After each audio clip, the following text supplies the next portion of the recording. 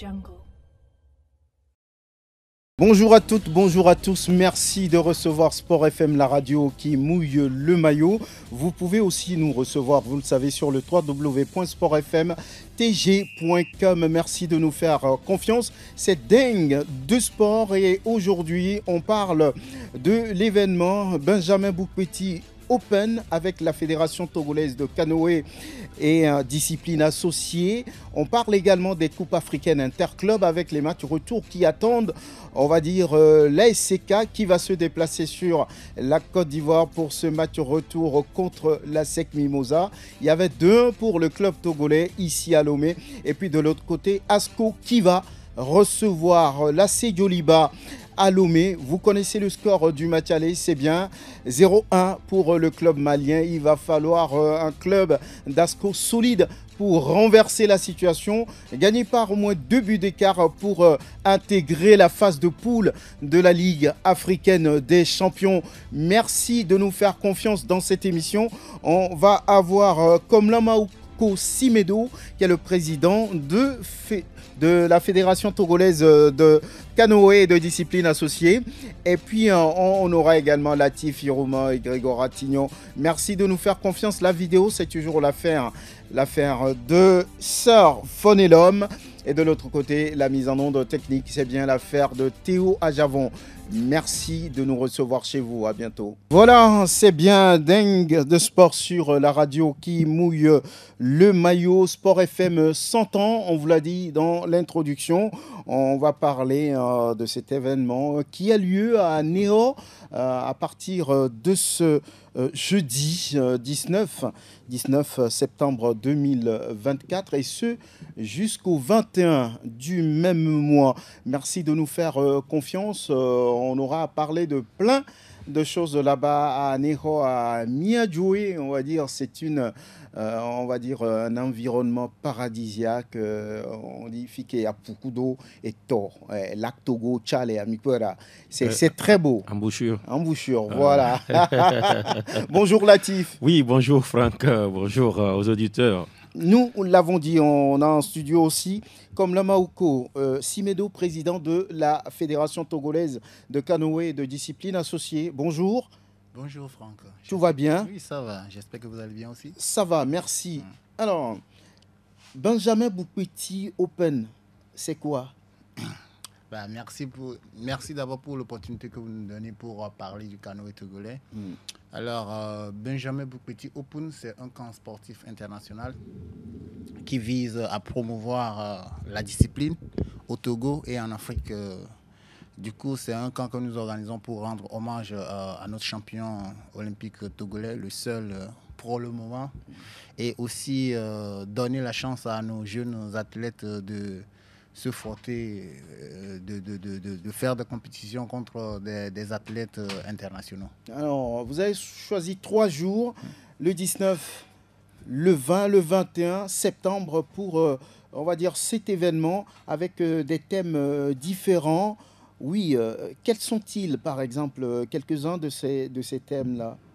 Alors, oui, c'est un événement qui va se tenir sur 3 jours. Et demain, le jeudi, il y aura une conférence sur le sport de haut niveau, un défi pour le sportif togolais, qui est une conférence qui va être animée par Benjamin Boukpeti lui-même en personne.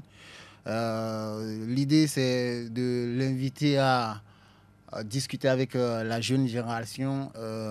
Lui, il a déjà fait. Il est quand même arrivé à ramener une médaille au pays. Comment est-ce qu'il a fait? Quels sont les moyens à emprunter pour arriver à cette destination? Lui, il a déjà fait. C'est le lieu maintenant de transmettre ses compétences, ses savoir-faire à la jeune génération. Du coup, on a quand même invité quelques personnalités, des athlètes togolais qui ont participé aux différents Jeux olympiques. Et on aura la chance d'avoir Akokor qui a fait les Jeux de Paris 2024, Claire Aïvon qui a fait Rio 2016 et Tokyo 2020. Il y aura aussi Nana Blakimi, une athlète qui a représenté le Togo. Du coup, il y a beaucoup de personnalités qui font partie de l'écosystème togolais. qui seront au rendez-vous demain. Oui, je vois, visite touristique, ça fait partie également de... Bien sûr, bien sûr. Ouais. En fait, est-ce que ça a un rapport avec le bien sport? sûr, bien sûr. En fait, Ah oui. l'idée de la fédération, c'est de faire du Togo une destination internationale du canoë. C'est le lieu aussi, on a la chance d'avoir nos voisins du Bénin, du Ghana, potentiellement les athlètes du Sénégal, du Nigeria qui vont venir. Du coup, on va essayer de leur faire découvrir la ville d'Aného, une très belle ville d'ailleurs. Et voilà, c'est de montrer à l'extérieur qu'on a un beau pays qui peut accueillir ces genres d'événements internationaux. Et le vendredi, vous avez parlé d'éco-jogging, vous avez parlé voilà, de compétition éliminatoire Zumba, on va dire, Oui. et initiation, il y a tellement de choses autour. Qu'est-ce que vous appelez ici par éco-jogging? Bah, d'abord, c'était juste une compétition qu'on a initiée pour nos athlètes ici au pays et aussi les amoureux du canoë qui sont au Togo parce qu'il y en a plein quand même qui font du canoë du coup. Mais par après, on a été contacté par les pays voisins, les athlètes qui veulent venir faire la compétition avec nos jeunes. Et on a choisi aussi Aného et l'éco-jogging. On a jugé bon, on ne peut pas juste aller profiter de la ville. On va contribuer parce que la ville d'Aného, c'est quand même une très belle ville. Il y a la mairie est en train de faire un travail énorme. Du coup, nous aussi, on ne peut pas juste aller là-bas, profiter de la ville et revenir. On va essayer d'apporter notre contribution pour la propriété de cette ville-là.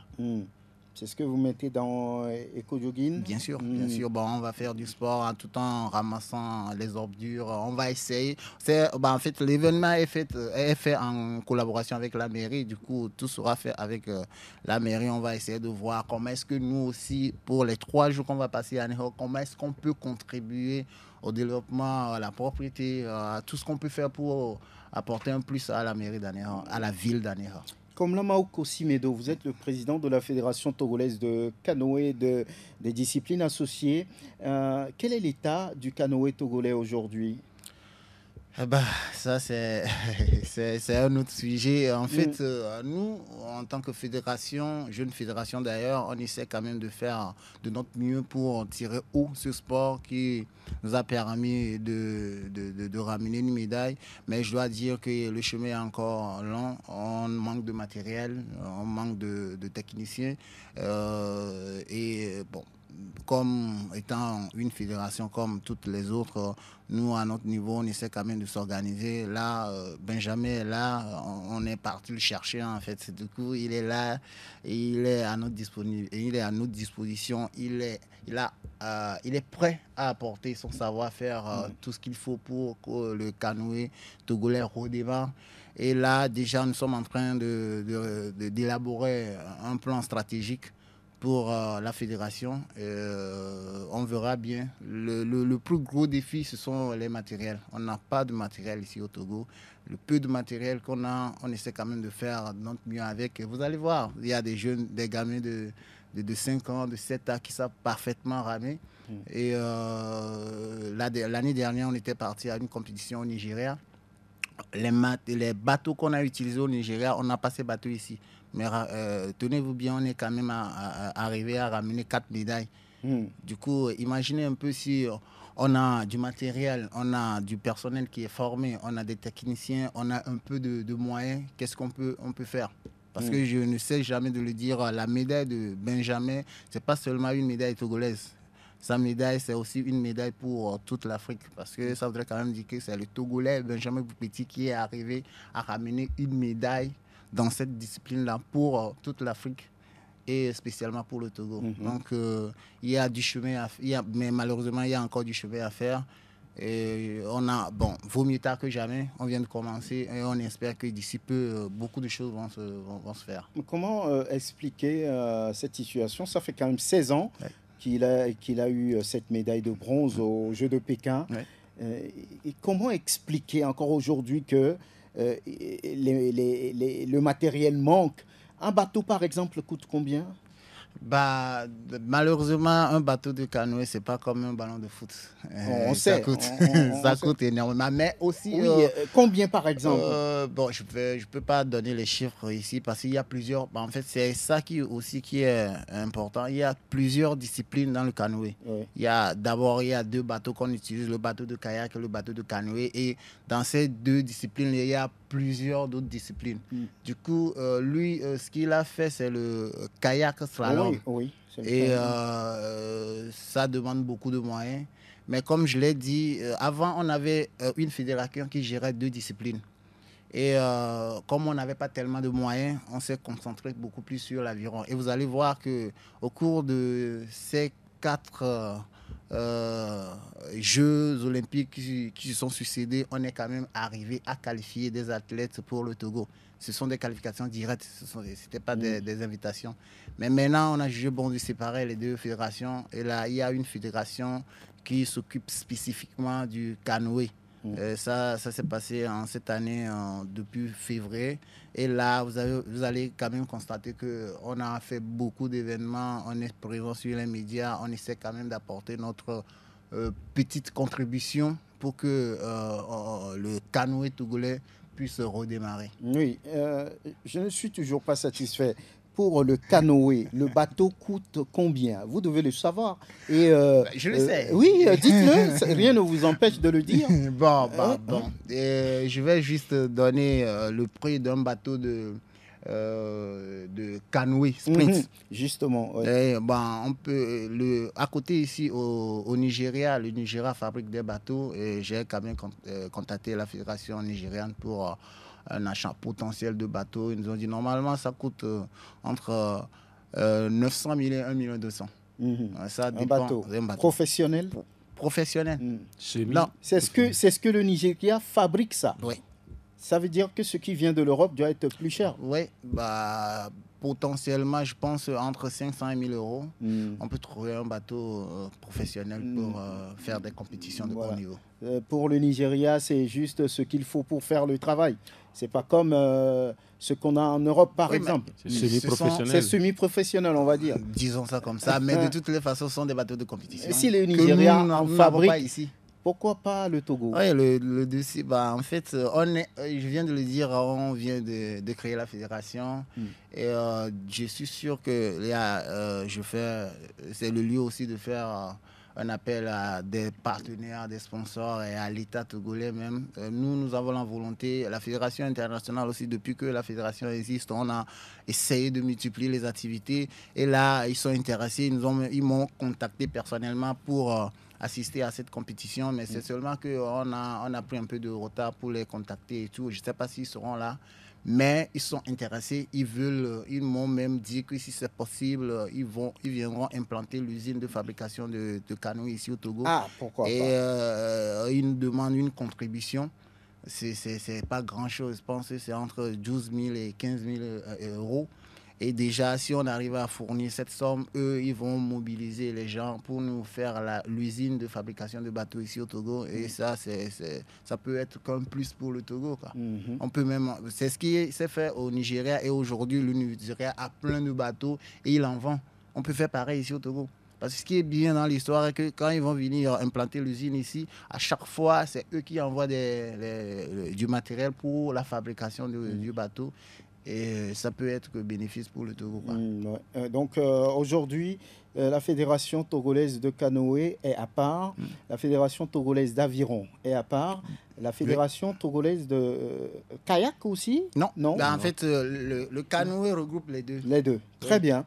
Les Français disent canoë, kayak, mais en fait, pour la Fédération internationale, le canoë, ça voudrait quand même dire canoë et kayak ensemble. Ouais. Mais aviron à part. Aviron à part. Aviron, c'est autre chose carrément. Le kayak, c'est un autre trouble, je crois, non? Oui, mais ça dépend. Il y a des kayaks des kayaks kayak sprint sur eau dormante, bien sûr. Comme on l'a vu la dernière fois au dernier jeu, c'est ça? Ils ont fait ça, non? Oui. Voilà, alors aujourd'hui, on va dire tout simplement que vous gardez l'espoir pour la suite. Vous voulez fabriquer d'autres champions d'ici LA 2028, c'est ça? c'est plus que de l'espoir, c'est une certitude. Ça, la volonté est là, la fédération est motivée, la fédération internationale aussi est motivée. Le reste, ce sont la volonté de nos autorités, et des partenaires. Si aujourd'hui on trouve un partenaire qui est prêt à nous sortir les 15 000 euros, pourquoi pas? Ça va se faire. C'est pas grand-chose. Latif, le calcul donne quoi? Multiplié par 650, 15 000 euros. 15 000 Multiplié par euros, 655. pratiquement 30 millions, non? Quelque chose de 30 millions ou bien 9 millions, je ne sais pas. 9 millions. 9 Oui. millions. Ça doit faire 9, 10 millions. Oui, C'est pas grand-chose. Hein? C'est pas grand-chose. En fait, j'ai eu l'occasion de discuter avec le président de la Fédération internationale du Nigeria. C'est vrai qu'on ne communique pas vraiment sur tout ce qu'on faisait au Togo, mais je lui ai montré des images, des photos, des vidéos. Il était vraiment impressionné. Et du coup, c'est là où on a discuté. Il m'a dit, mon petit gars, si vous êtes prêt à investir au moins 15 000 euros pour une usine de fabrication de canoës, moi je suis sûr que rapidement on va le faire. Donc reste à chercher maintenant les 15 000 euros. Quoi. Vous en avez parlé avec le ministère par exemple? Oui, j'ai discuté avec l'ancien... j'ai discuté avec quelques personnes du ministère quand même, mais on n'a pas encore eu la chance de discuter avec notre ministre de tutelle, le docteur Lady Bessikama, qui nous soutient énormément. Vous voyez, à chaque fois quand on a eu besoin d'elle, à chaque fois quand elle entend qu'on a un petit truc à faire, elle nous soutient. Du coup, je pense que les prochains jours, on va essayer de demander une audience pour lui en parler directement, pour voir ce qui est possible de faire. À part le problème de matériel, le lac Togo, ça vous aide beaucoup? Bien sûr. Écoutez, les gens n'ont pas ça chez eux, hein, mais il faut voir ce qu'ils font, ce qu'ils arrivent à faire lors des compétitions. Les gens n'ont même pas de lac, ils ont de la mer qui est agitée et tout. Le truc, c'est la volonté. Le lac Togo, c'est bien large, il y a de l'espace. C'est pour cela que je vous invite le samedi à venir découvrir ce que les jeunes arrivent à faire, en fait. Je ne vous parle même pas des athlètes qui représentent le Togo lors des compétitions internationales. Je vous parle juste des jeunes, des gamins de 5, de 7, de 10 ans. Ah oui. Ouais, venez découvrir par vous-même. Vous allez voir qu'au moins, il y a cette volonté-là, il y a du travail qui a été fait, il y a du travail qui continue toujours par se faire. Et nous sommes prêts avec les moyens de bord. Bien sûr, on a pour viser le haut, on a besoin des techniciens tels que Benjamin, on a besoin de formation pour mieux faire. Mais le plus important, c'est la volonté. Oui, tout le monde est invité à Anéhor. Bien sûr, tout le monde peut venir. Tout le monde. L'entrée est libre et gratuite pour les 3 jours. Demain déjà, il y a la conférence, comme je l'ai dit, animée par Benjamin et d'autres sportifs de haut niveau pour partager leur expérience et donner quelques conseils, l'occasion pour eux de poser toutes les questions possibles. Et après, la compétition même démarre le vendredi soir. Et les grandes finales le samedi. On parle de marathon, remise des médailles, concerts. Voilà. En fait, le programme est riche.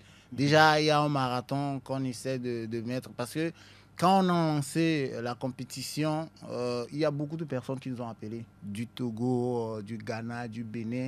Et il y a beaucoup de Togolais qui nous ont appelés. Mais le canoë, ce n'est pas comme du foot où tous les Togolais au moins savent taper dans le ballon. Il faut être initié, il faut pratiquer. Du coup, on était un peu gênés du fait que tout le monde ne peut pas le faire. Du coup, on a aussi réfléchi et on a mis en place un marathon qui va se tenir le samedi matin à partir de 6 h, juste pour le public sportif togolais, tout court, plus précisément pour les sportifs d'Anéhor. C'est ouvert à tout le monde. Il y aura, au moins, on va essayer de primer les 3 premiers, sinon les 5 premiers à voir. Et juste après, on va débuter la compétition. Et c'est le lieu aussi de les inviter pour venir découvrir. Il y aura des séances d'initiation. Benjamin sera là, nos champions seront là. Et c'est une fête, en fait. Très bien. C'est une fête. Latif Yourma, voilà le programme de la FETOC, la Fédération Togolaise de Canoë et de disciplines associées. 3 jours pour peut-être vulgariser la pratique du canoë là-bas à Neho. Un très beau site. Oui. Oui, c'est déjà bien l'initiative. Le projet, il met véritablement... En fait, je veux parler de l'habillage. L'habillage est là parce que, voilà, on parle du canoë et des disciplines associées. Oui. Lorsque vous prenez même, on parle de la Zumba. On parlait de... Il y a un nom là. Éco-jogging. Non, il y a un autre nom. Là-dedans, dans le programme. Dans le programme, à part Ego, ce qui donne droit à la Zumba, il y a un autre nom qui vient, ça va revenir. Je pense que chacun quand même a... Marathon. Non. Non, ça va revenir. Je pense qu'il y a quand même, comment on dit, chacun trouvera, au-delà du sport, au-delà de la conférence, il y a aussi l'aspect loisir qui est là. Et c'est important. Il y a une visite touristique. Il y a une visite touristique. Un concert. Il faut un concert. Il faut partir de cela pour que des gens viennent et puissent savoir de quoi il s'agit. Parce qu'il a dit tout à l'heure, ce n'est pas comme le football où voilà, tout le monde sait jouer. Ici, on parle du canoë. Tout le monde ne sait pas de quoi il s'agit. Ouais. Mais là, tout le monde sait ce qu'est quand même la Zumba, ce que c'est que le marathon, ou peut-être quelqu'un connaît ceci, ne connaît pas l'autre. Quand il viendra, il saura de quoi il s'agit. Je pense que c'est déjà bien le topo, l'idée. Maintenant, par rapport à la zone ciblée, oui, on ne peut faire du canoë que dans ces zones-là. Ouais. Chez moi, dans le Tchaoudjo, on peut pas le faire. Il n'y a rien là-bas. Hein. Voilà. Oui, ben en fait, il y a déjà un projet pour sillonner tout le Togo pour voir là où est-ce qu'on peut implanter la discipline. Et ça, on ne peut pas le faire sans matériel. Mais déjà, nous sommes en train de discuter avec des partenaires. Des partenaires de taille qui ont vraiment envie que ça se développe ici au Togo. Parce que ce qui est dommage, en fait, comme je l'ai dit tantôt, c'est seulement le Togo, par le biais de Benjamin Boukpeti qui a réussi à gagner une médaille. Voilà. Une médaille. Voilà. Et malheureusement... Qui nous est tombé comme ça du ciel. Non, ça ne nous est pas tombé du ciel. Ça nous a tombé du ciel. C'est du boulot qu'il a fait. Hein. C'est pas mal. Je parle du Togo. Voilà. La médaille est tombée comme ça pour le Togo. Non, Benjamin a travaillé seul. Non, je dirais pas ça. Moi, j'ai fait quoi pour que Benjamin gagne, par exemple? Déjà, vous avez fait quoi pour que Benjamin gagne, par exemple? Attends. Déjà, s'il n'y avait pas une fédération, c'est la fédération qui a présenté Benjamin aux Jeux. Oui. La fédération, elle est togolaise. Mais ça ne suffit pas. Si. S'il n'y avait pas cette fédération-là, je pense qu'il aurait la chance d'aller représenter un pays aux Jeux pour amener une médaille. Après, vous pouvez l'inviter, lui-même, il en sait plus que moi. Il peut débattre sur tout ce qui s'était passé et tout.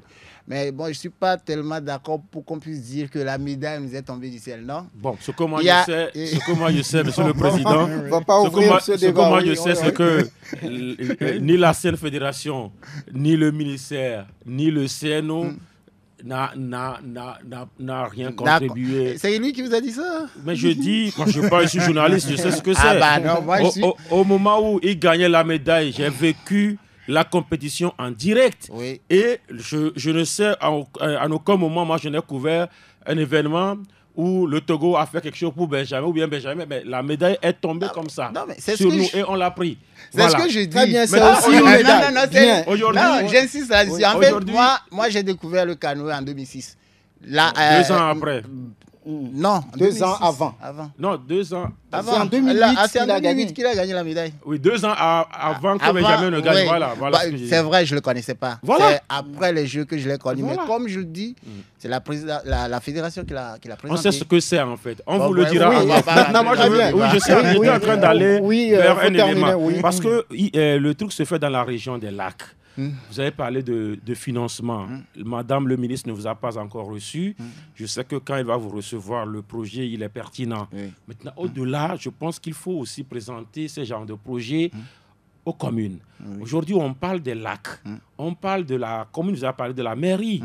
La mairie s'ouvre directement sur les lacs là-bas. Vous allez travailler avec la commune en éco-jogging pour rendre propre la commune. Je pense qu'aujourd'hui, à Néron, peut devenir le centre du monde entier par rapport au canoë. Et donc, je pense que ce projet devrait aussi intéresser la commune.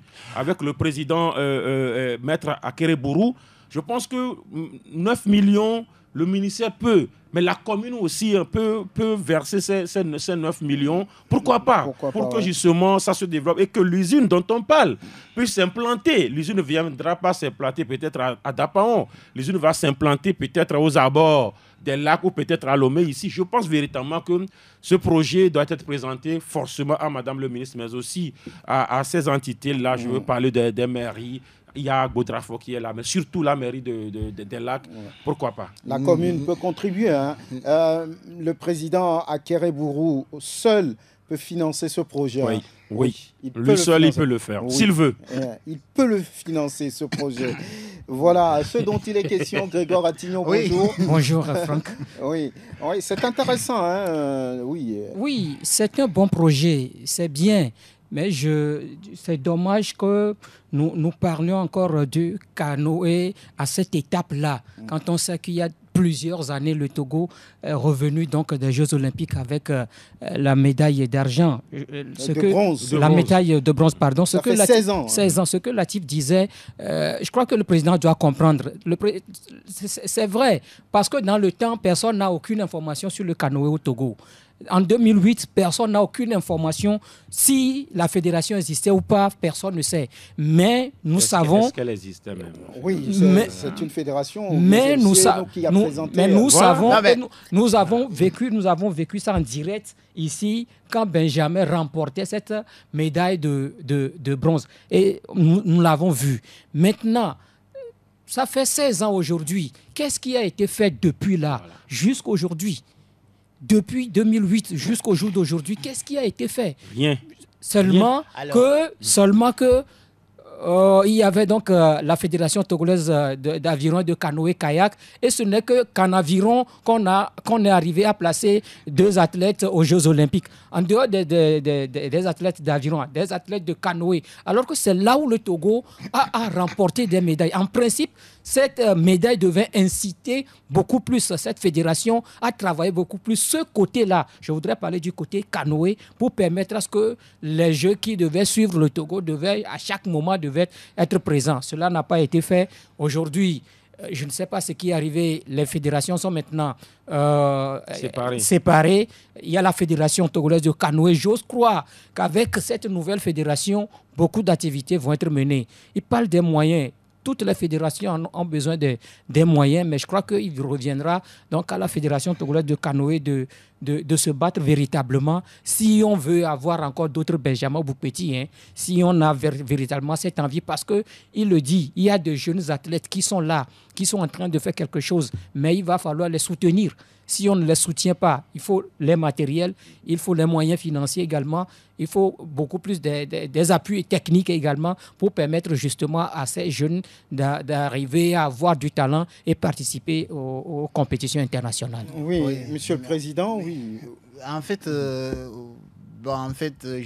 vous remercie quand même pour les diversités, vos interventions et tout, mais je tiens quand même à préciser que la fédération s'appelait FETAC, Fédération togolaise d'aviron et de canoë, et ça existait depuis 1994.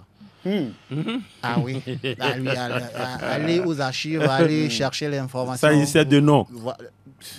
Oui, ça existe quand même. On a même pas de bateau. Jusque-là, on n'a pas de bateau. Ça existe quand même. Allez-y. Quand même, c'est Benjamin Boukpeti qui a fait qu'on a connu.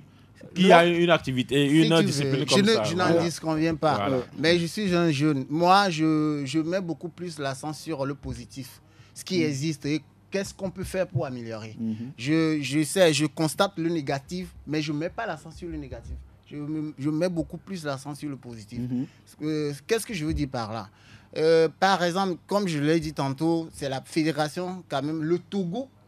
Quand je dis la fédération, je reprécise, c'est le Togo par le biais de la fédération qui a présenté Benjamin aux Jeux Olympiques de 2008. Et c'est par là qu'il nous a quand même ramené une médaille. Vous avez vu, lors des débats et tout, les Français avaient dit oui, pourquoi est-ce que cette médaille nous a échappé, blablabla, si le Togo avait refusé, ou bien si la France c'était la France qui avait présenté Benjamin, parce que Benjamin, c'est un binational, et il a la nationalité française aussi. Il pouvait compétir pour la France. C'est l'athlète qui a décidé de le faire pour le Togo. Ça, c'est à lui de répondre. Non, mais nous, on a ces informations. Très bien. Nous, on a ces informations. C'est Benjamin qui a voulu le faire pour le Togo. Non. Là où je vais en venir. Oui, terminé, on va avancer. Oui, je vais terminer, puis on va avancer. En fait, ça ne sert à rien de jeter la faute aux autres.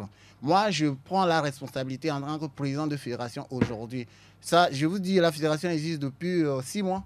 Et vous allez voir que depuis 6 mois jusque-là, on n'a pas arrêté de multiplier les activités. Oui. Peut-être que nos prédécesseurs n'ont pas fait pareil. C'est pour cela que ça n'a pas donné ce que ça a donné. Mais on ne peut pas accuser le Togo, on ne peut pas accuser le chef de l'État, on ne peut même pas accuser pourquoi on ne peut pas l'accuser?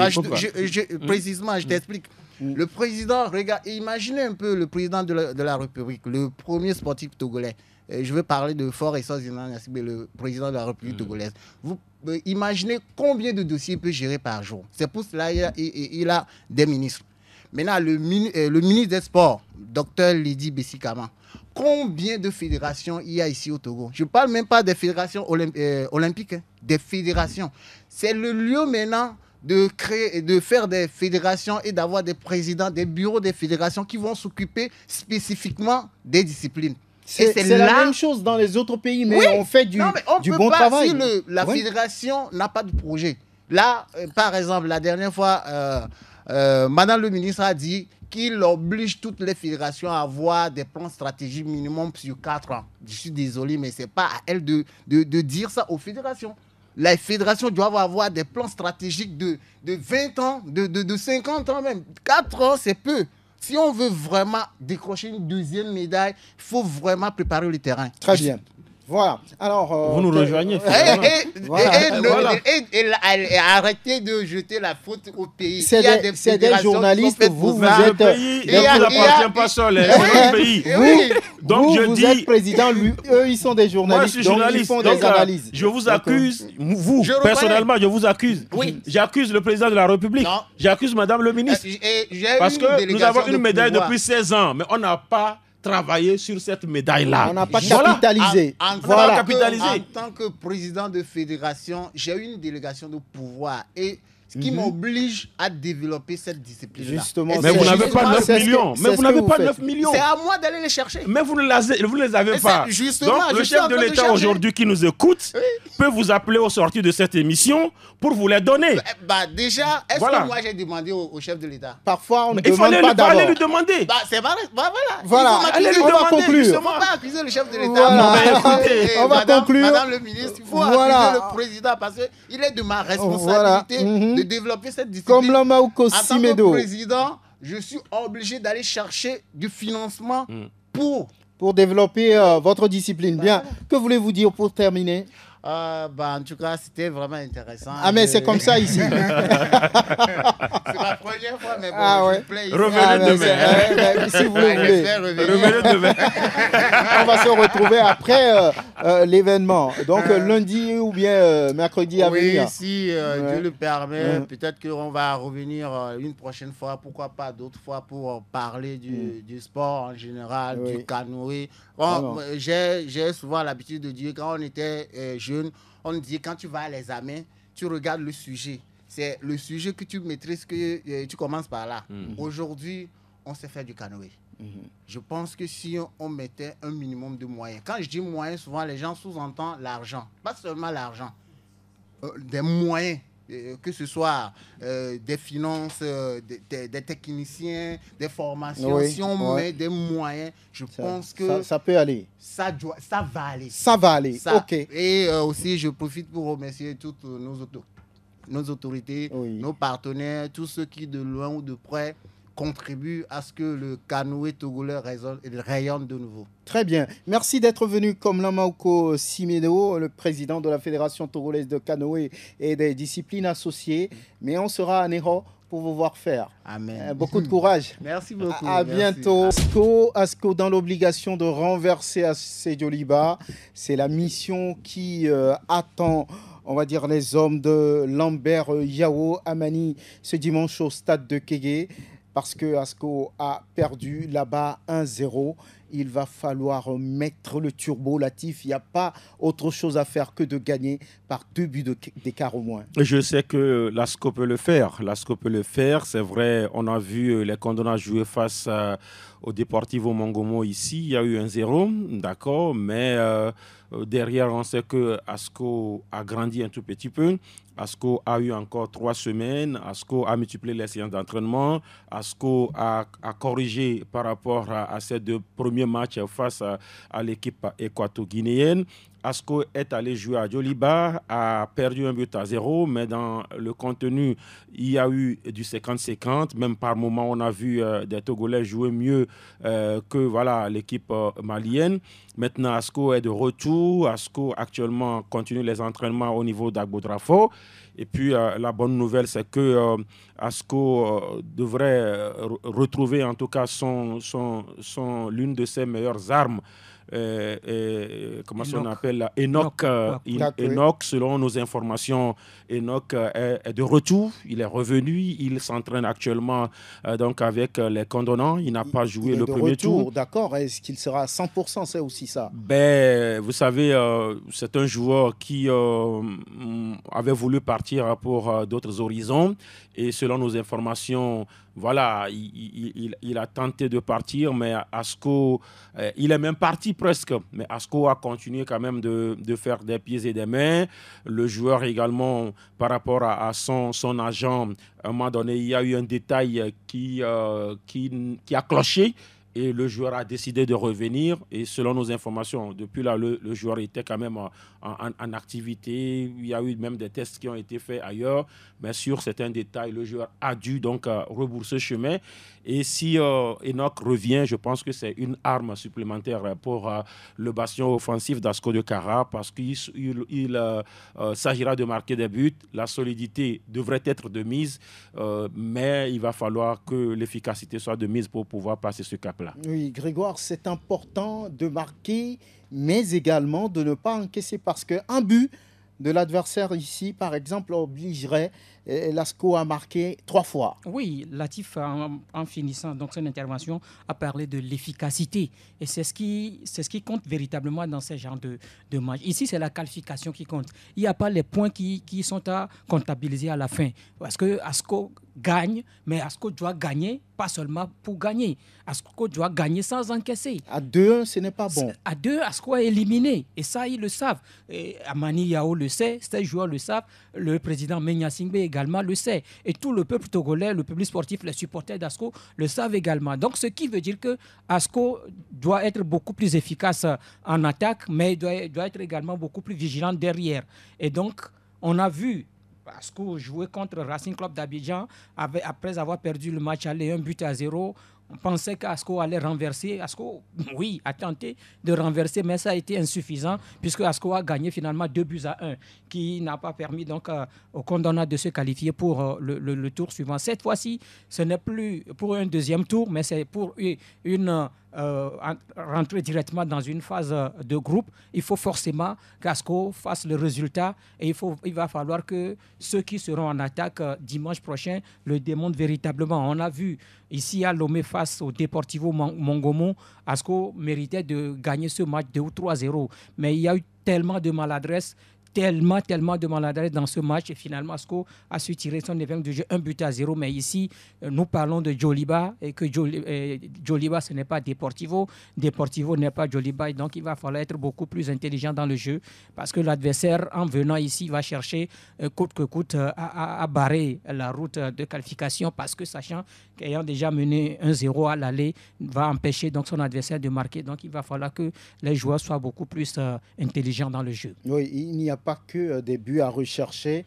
Latif Furement, il faut être solide et puis faire preuve d'expérience parce qu'on est en face d'un club qui a beaucoup d'expérience sur l'échiquier continental. Oui, le Mali, le Djoliba, si on veut dire, c'est un habitué de cette compétition, même si le Djoliba est beaucoup plus, en tout cas, régulier en Coupe de la Confédération. Ils ont plus, en tout cas, d'expérience là-bas.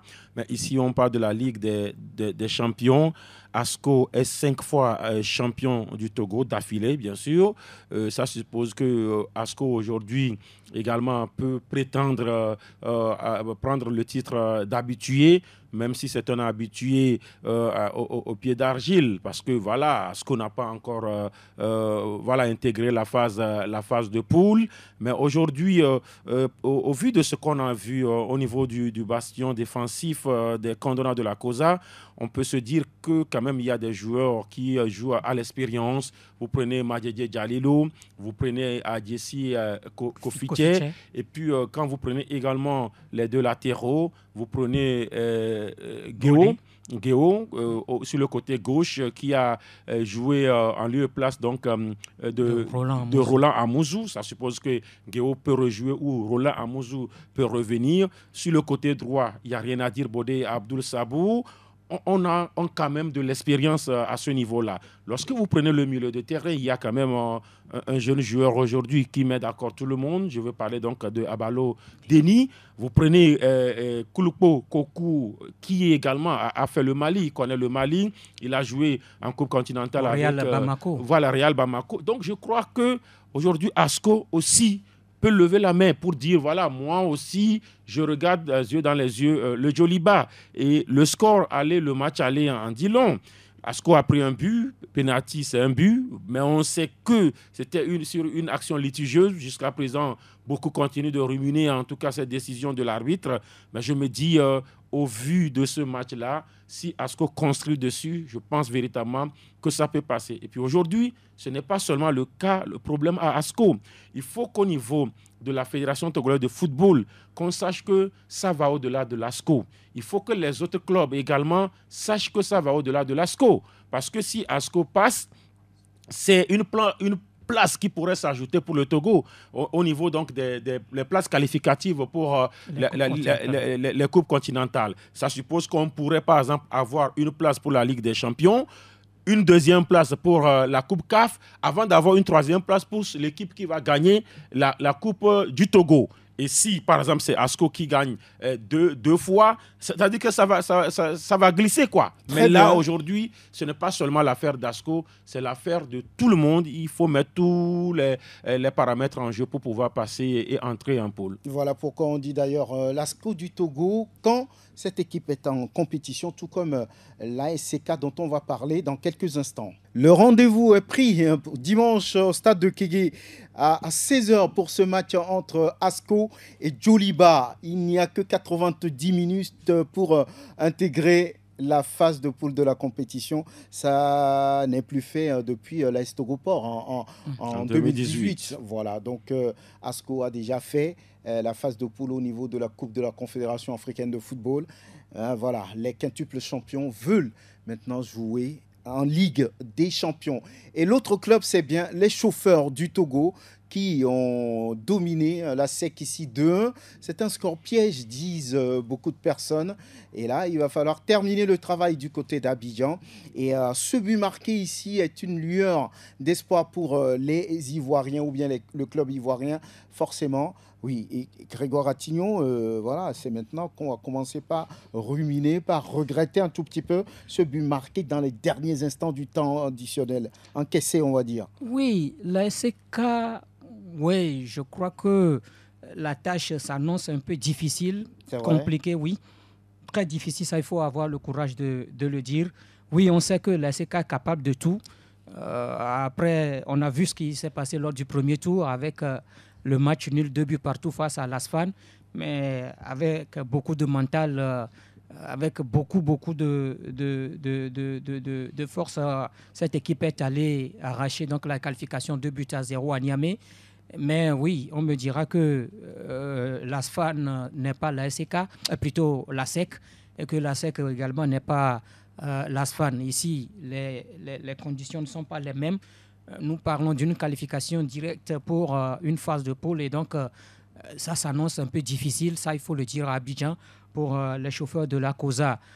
Vous l'avez dit, maintenant on doit être en train de regretter les nombreuses occasions vendangées dimanche dernier au stade de Kégué, où la SCK pouvait sortir donc de cette rencontre sur un score de 3 ou 4 buts à 1. Personne ne créerait un scandale. C'est ça également le football. C'est celui qui marque beaucoup plus, qui finalement a la victoire.